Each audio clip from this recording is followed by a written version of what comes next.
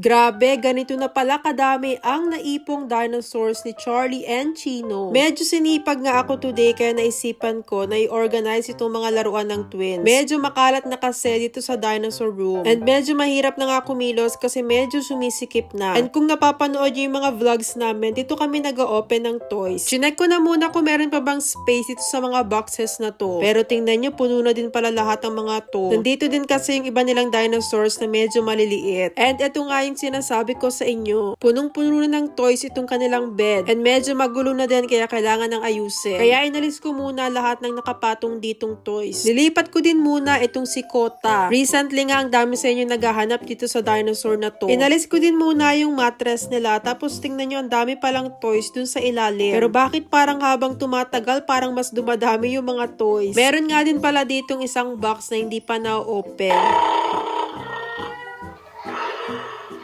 Itong si Kota na una pang mapagod sa akin at natulog na nga. After dun sa isang bed, tinanggal ko naman lahat ng nakapatong dito sa isa pa. And meron pa palang mga nakatago dun sa gilid. And then naisipan ko dito na dito ko na lang ilalagay sa malaking eco bag yung mga bagong toys. Ito kasi yung mga hindi pa na-open. And syempre, bubuksan natin itong mga to sa mga susunod na araw. Inipon ko na din muna lahat ng dinosaurs dun sa gitna. Kinuha ko kasi itong mga box para mas mabilis mag-organize. And grabe, tingnan nyo, hindi pa to lahat pero ang dami ng laruan dito sa gitna. Halos ganito nga din pala kadami yung mga naiwan naming toys dyan sa Philippines. Meron pa ditong isang basket at punong-puno din to ng laruan. Maya-maya dumating na nga itong si Charlie and Chino para manggulo. Tuwang-tuwa naman sila kasi nakita nila ulit yung mga dinosaurs na hindi nila nakikita ng matagal na. Kaya imbis na mapabilis ako, ayan, napatagal pa kami. Pero at least nakakapili pa sila.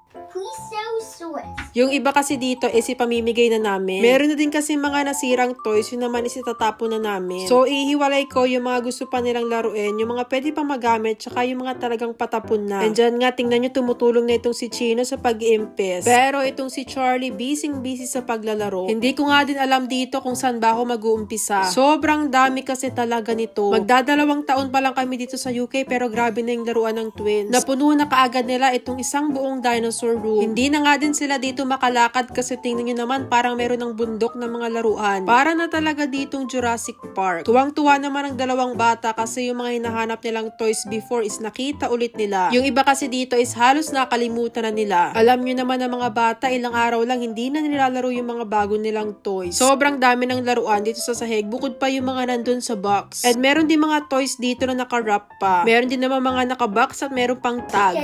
Pterodactyl. Hindi naman halata na talagang mahilig sa dinosaurs si Charlie and Chino. Parang pwede na nga kami magtayo ng sarili naming toy store. Anyway, pinalis ko na muna ang twins para mas mapabilis ako dito. Inorganize ko na kasi lahat ng dinosaurs. So, pinagsama-sama ko yung malalaki, yung medyo malalaki, tapos yung maliliit. Para mas madali din pagka meron kaming hahanapin. Yung mga hindi nila madalas magamit, nilagay ko na lang dito sa taas. Pinagluto din muna ako ng kanilang daddy ng pansit canton. Kung alam nyo itong mga eggs na to, ito yung mga laman ng Kinder Joy. Actually, ang dami ko nang natapon, pero meron pa pala dito mga natira. Hindi na kasi nila ino-open yung mga toys niyan. Kinakain lang nila yung chocolate. Finally, natapos na nga ako dito maglinis. And tingnan nyo, inabot na ako ng gabi. Pero at least naman, meron na ulit kami ditong space. And ito din yung mga naipon kong toys na ipamimigay na lang namin. Pag walang may gusto sa kapitbahay, siguro i-donate na lang namin to sa charity.